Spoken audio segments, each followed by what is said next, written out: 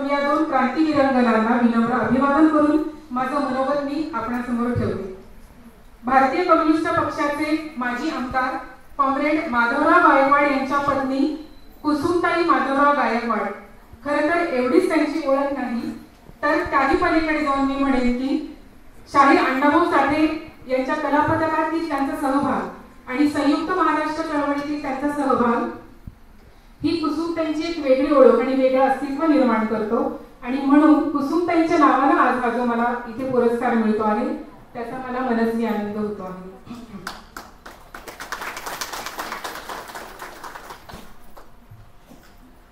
सर्वप्रथम मैत्रीण वसुधाचे मी इथे पुरस्कार मिळाल्याबद्दल अभिनंदन करते.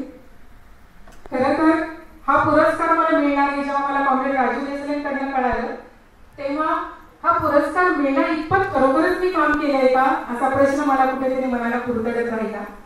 डाव्या आणि परिवर्तनवादी चळवळीच्या सभोवतालात मी लहानाची मोठी झाली आणि हा सभोवताल म्हणजेच मला रक्ताच्या नात्या होत्यापेक्षा माझा कौटुंबिक सभोवताल वाटत आलेला आहे. आणि आज या नाशिकच्या सभोवतालात नाशिकच्या कुटुंबामध्ये मला जो पुरस्कार मिळतो आहे तो मला माहेरचा पुरस्कार वाटतो आणि मला त्याचा मनस्वी आनंद होतो आहे. खरं तर इथून पुढील आयुष्यामध्ये माझ्याकडून कला क्षेत्राच्या माध्यमातून जास्तीत जास्त कार्य करावं अशी सूचकता हा पुरस्कार करतो याची मला पूर्णपणे जाणीव आहे. क्रांतिगीत परिवर्तनाची गाणी मी कुठे शिकले असा जर प्रश्न मी स्वतःला विचारला तर मला त्याचं अजूनही ठोस असं उत्तर मिळत नाही. कारण की पार्टी, जनसंघटना, संघटना, समाजवाद, क्रांती हे शब्द मला माहीत होण्याच्या अगोदर मला क्रांतिगीतांची ओळख झालेली होती हे मी प्रकर्षाने सांगू इच्छिते. औरंगाबादला पक्ष संघटनांची अनेक शिबिरं आणि अधिवेशनं व्हायची. तसंच औरंगाबादला साहित्यिक क्षेत्रातलं वातावरण खूप चांगलं होतं. तर ह्या सगळ्या निमित्तानं औरंगाबादला जे कॉम्रेड्स येत राहिले, जे साहित्यिक येत राहिले, कवी येत राहिले, त्यांच्याकडून लहानपणापासून मी जी गाणी ऐकत गेले, कविता ऐकत गेले, तर त्यातील काही गाणी माझ्या मनावर इतकी प्रभावीपणे कोरली गेली की हे गाण्याचं जे कोरलेपण आहे ना ते कोरलेपण म्हणजे माझ्या गाण्याचं रिफ्लेक्शन आहे असं मला प्रामाणिकपणाने इथं वाटतं. मी अगदी लहान असताना मला आठवते की भारतीय महिला फेडरेशनचं एक अधिवेशन औरंगाबादला झालेलं.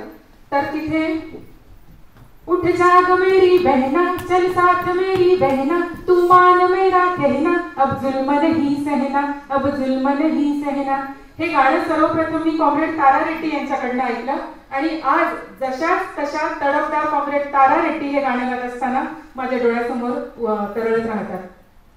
दना गवणकरांचे एक गाणं आहे ते शांतराम रानडेंकडनं मी शिकलेले होते, ऐकलेलं होतं.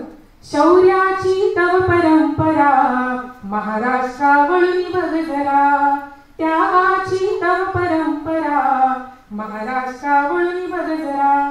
कॉम्रेड राजू देसले आज इथे महिलांची संख्या मोठ्या प्रमाणात आहे. तर या देशाच्या बायांना आया बहिणींना सांगाया जायाचं हाय ग, एकी करुणाने लढा पुकारून तुरुंग फोडायचा हाय ग. ह्या तुरुंगाच्या चिरचिऱ्यावरी हाय ती धर्माची गाणी लिवल्याली, माणसं माणसं फोडून एकली एकली सोडून आमच्या कष्टाची कमाई मिळाली. हात घशात घालून त्यानं पालथं पाडून गेलं समदं ते मिळवायचं हाय ग, एकी करुणाने लढा पुकारून तुरुंग फोडायचा हाय ग. कॉम्रेड संकल्पना कराडे मुंबईच्या सांगण्याचा उद्देश आहे की त्यांच्याकडून हे गाणं मी पहिल्यांदा ऐकलं. आणि ज्योती म्हापसेकरांचं एक गीत तर मी कधीच विसरू शकत नाही. शिक्षणाची गाडी चालली, शिक्षणाची गाडी चालली, पैसेवाल्या पोरांनी जागा बळकावली, गरिबाची पोरं बघा कशी खाली राहिली, मुली किती चढती ना खाली उतरती. कॉम्रेड स्मिताताई पानसरेंचं नाव आपण अनेक जणांनी ऐकलं असेल. तिच्या गाण्याचा जो ठसकेबाजपणा आहे आणि एक वेगळी लकब आहे ना, तर तिला पाहिजे की मला एक गाणं आठवतं, अनुवादित गाणं आहे. मैं अच्छी हूँ घबराऊ नको ऐसा खत में लिखो, कोण्या मिल्यानं तुम्हा कळील मी ठुमकते रस्त्यावर, संशय माझा आला तुम्हा तर नाही जाणार बाहेर, पाणी आणाया जाऊ का नको काय ते पत्रात लिहा, तुम्ही सुखात समधी राहावा असं पत्रात लिहा. औरंगाबादचे कॉम्रेड होत्या कॉम्रेड कलावतीसाठी त्याही ज्योती म्हापसेकरांचं करू पहिलं नमन ज्योतिबाला, जन स्त्री मुक्तीला जन्म दिला, जन स्त्री मुक्तीला जन्म दिला. याच प्रकारे कॉम्रेड गीता महाजन, कॉम्रेड आशा मोकाशी यांच्याकडनं मी अनेक गाणी ऐकत गेले. केवळ महिलांकडनंच नाही तर उमरग्याचे एक कॉम्रेड आहेत, कॉम्रेड अरुण रेणके. तर एक गाणं ते इतकं तडफदारपणे म्हणत असत की अमन के हम रखवाले सब एक है, जुल्म से लड़ने वाले सब एक है, अमन के हम रखवाले सब एक है. नागपूरचे एक आपले कॉम्रेड आहेत, कॉम्रेड जम्मू आनंद. त्यांच्याकडनं मी मला वाटतंय तू जिंदा है तो जिंदगी के जीत पर यकीन कर, अगर कहीं है स्वर्ग तो उतारला जमीन पर, तू जिंदा है तू जिंदा है, हे गाणे शिकले. आदरणीय कॉम्रेड डॉक्टर भालचंद्र कांगो काका हे ज्या विषयावर अगदी प्रत्येक विषयावर अगदी सहजतेने बोलतात, तसंच ते प्रत्येक क्रांतिगीतही अत्यंत सुंदरपणे गातात.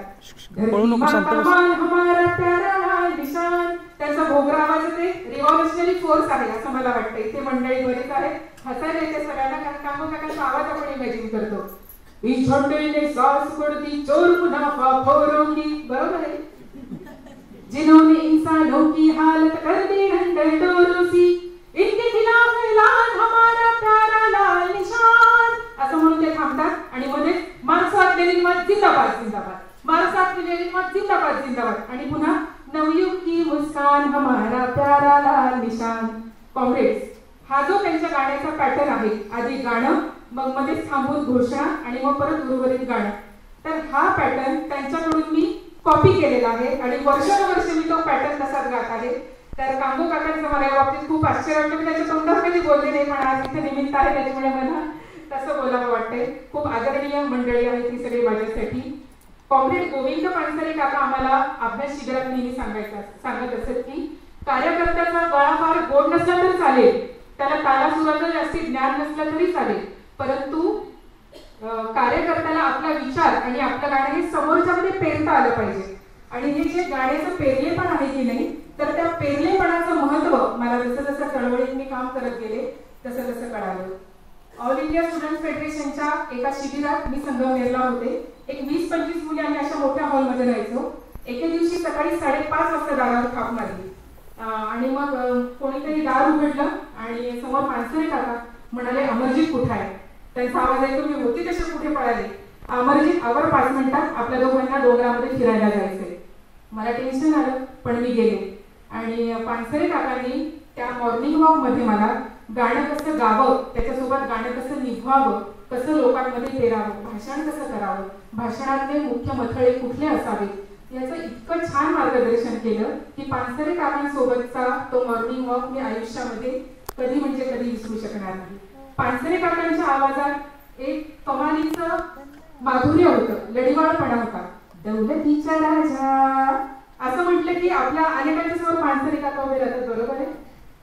दौलतीच्या राजा उठून सरजा, हक दे शेजाऱ्याला शिवारी चला. हे नुसतं गोडवा नाही, याच्यात पुढे धमक आहे ह्या गाण्यामध्ये, पण जिथे तिथे जो तो रस ओतण्याचं सामर्थ्य पानसरे काकांमध्ये होतं.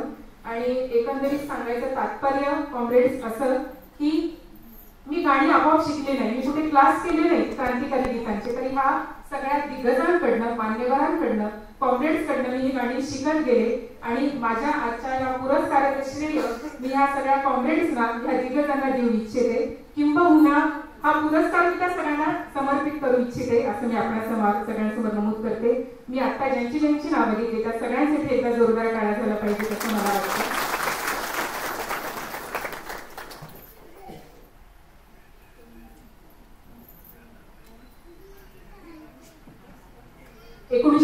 साली बाबरी मशीद पाडल्याचं आपल्या सगळ्यांना माहिती आहे. आणि तेव्हा भारतामध्ये प्रचंड दंगल उसळलेली होती. तर या दंगलीचा विरोध करण्यासाठी आणि जातीय सलोखा प्रस्थापित करण्याच्या हेतूनं औरंगाबादमध्ये शालेय विद्यार्थ्यांचा एक मोर्चा काढण्यात आला होता. मला वाटतं तेव्हा मी 4थीत असेल.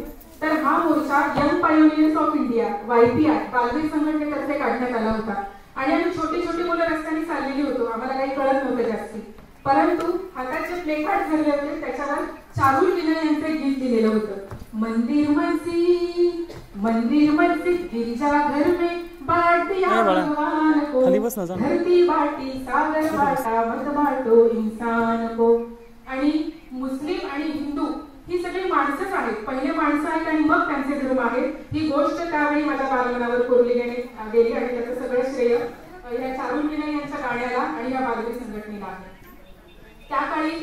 एक भारतीय संघटनेचं अधिवेशन झालं होतं आणि आम्ही महाराष्ट्रभरातल्या अनेक कॉम्रेड्सची आम्ही चिल्लीपल्ली मुलं त्या अधिवेशनासाठी गेलेलो होतो.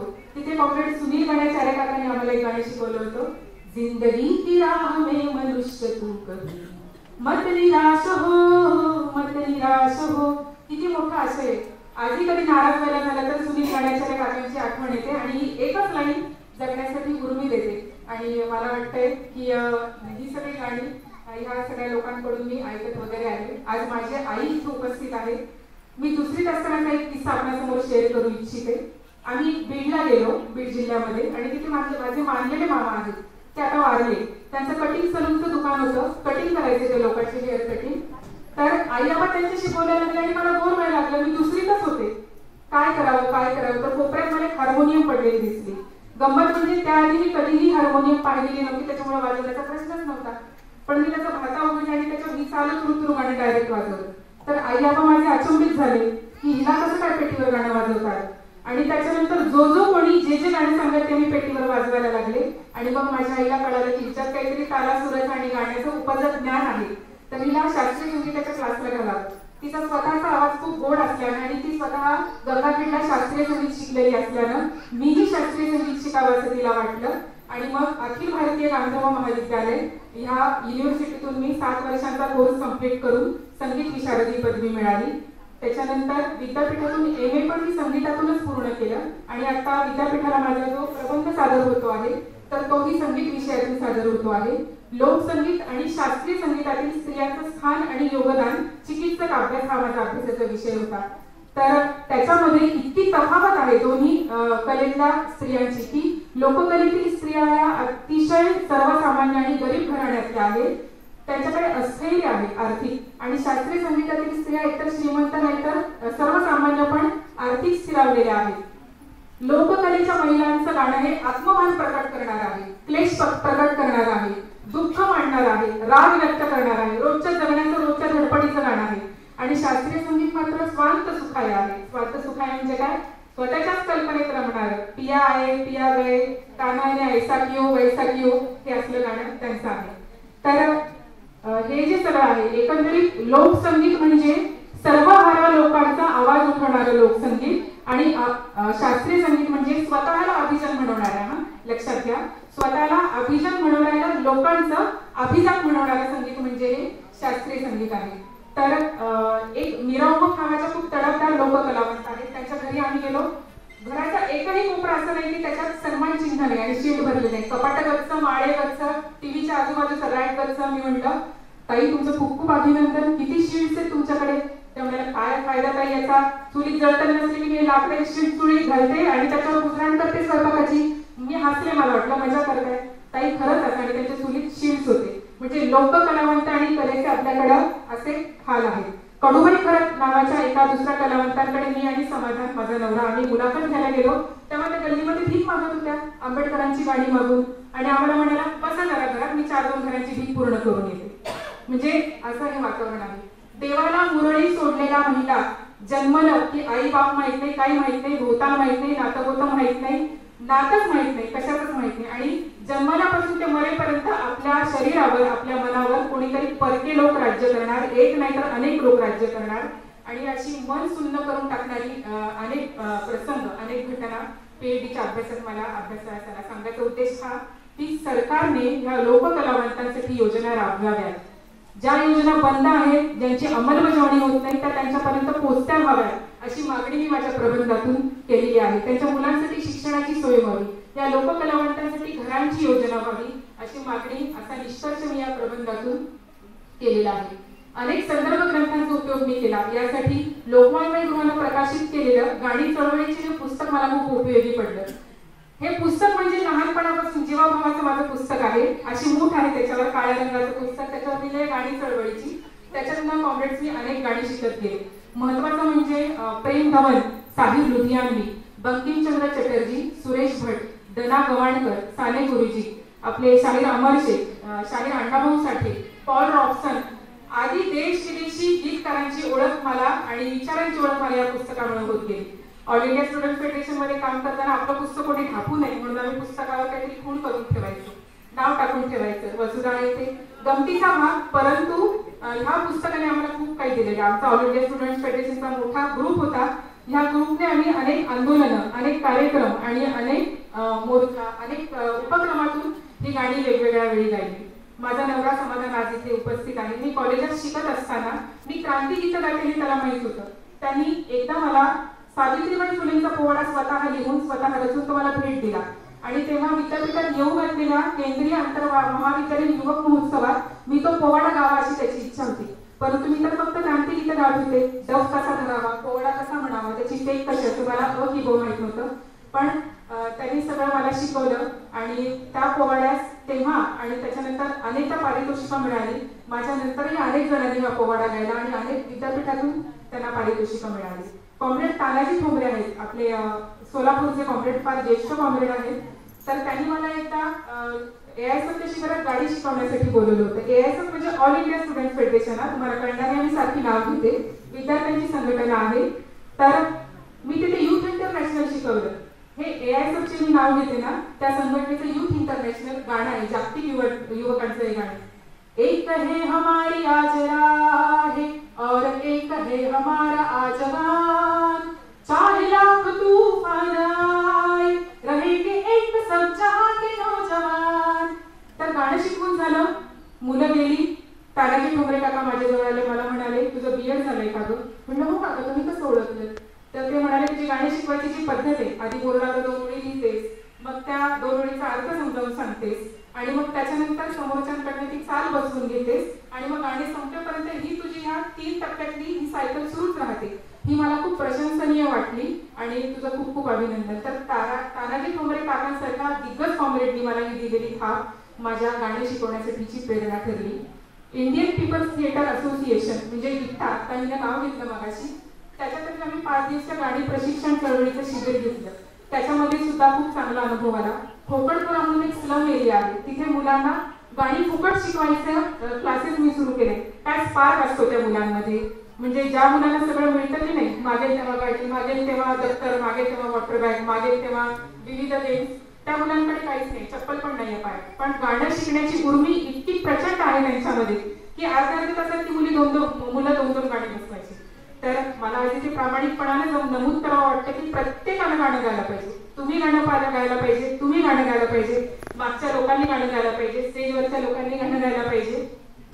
तुमचा गळा गोड असेल तरीही गाणं गा, गळा गोड नसेल तरीही गाणं गा, तालसूर पक्का असेल तर गाच गा, नसेल तरीही तुम्ही गाणं गा. कार्यकर्त्यांनी तर जरूर गाणं गावंच गावं असं मी यावेळेस आवाहन करते आणि नम्र विनंती करते की गाणं सगळ्यांनी गात राहायला पाहिजे. एक शेवटचे 2 मिनिटं घेऊन माझं मनोगत मी संपवणार आहे. गेल्या 4 वर्षांपासून ज्येष्ठ अभिनेत्री सुजाता भालचंद्र कांबो यांच्यासोबत मी एका संस्थेशी जोडली गेली आहे.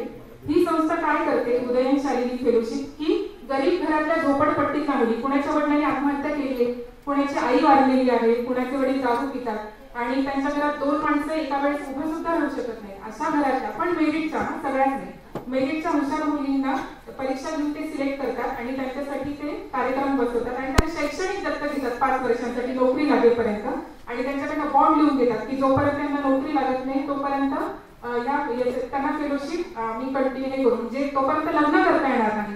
इतके चांगली संस्था ती काम करते आणि सुजाता कांबो मॅडमचा असा प्रयत्न असतो की अमरजीत तिथे आपल्याला असे कोणते पण गाणे नाही बसवायचे बरं का, आपल्याला तिथं आपल्या चळवळीची गाणी बसवायची, असा त्यांचा प्रकर्षाने कटाक्ष असतो आणि आपला विचार, आपली चळवळ प्रत्यक्ष अप्रत्यक्षरित्या तिथं पोहोचवणं ही त्यांची जी पोटतिडकीनं तळमळ असते, धडपड असते, ती मला खरोखरच वाखाणण्याजोगी असते.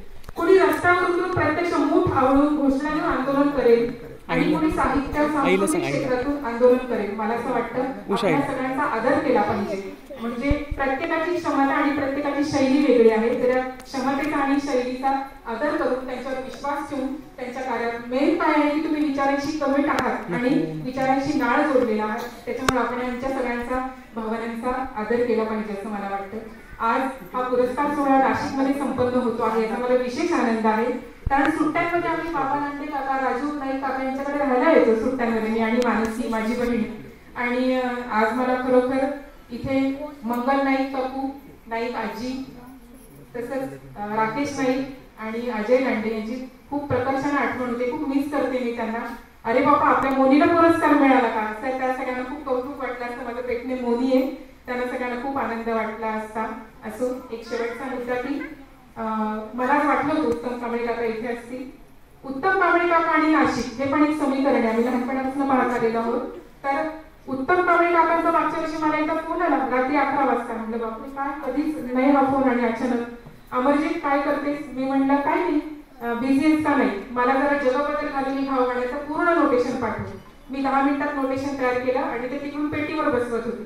त्यांचा दुसऱ्या दिवशी मला फोन केला, तू जगबद्दल घालून खाव मधला खाव शब्द कसा गातेस? मी म्हटलं मी दिले तुम्हाला नोटेशन मध्ये, तसंच गाते. नाही, गाऊन दाखव. मी म्हटलं जगबद्दल घालून घाव. अगं तसं नाही, घावचं मला नोटेशन गाऊन दाखव. जगबद्दल घालून सानी ध म प ग, सानी ध म प ग. म्हणजे आपला स्किनचा सापळा असतो ना, तसं गाण्याच्या स्वरांचा सापळा असतो, त्याला नोटेशन म्हणतात. घाव सानी ध म प ग. अगं अमरजी, तू एवढा ताला सुरात जर घाव म्हणलास तर तो घाव घाव बसल्यासारखा वाटेल का? मला आधी वाटलं माझं कौतुक करतात ते बाबा. मी गायलं एकदा दोनदा, त्यांना खूप आवडलं. हा घाव घाव वाटेल का की एवढा ताला सुरात गायला असतं? म्हटलं काका कसं म्हणायला पाहिजे?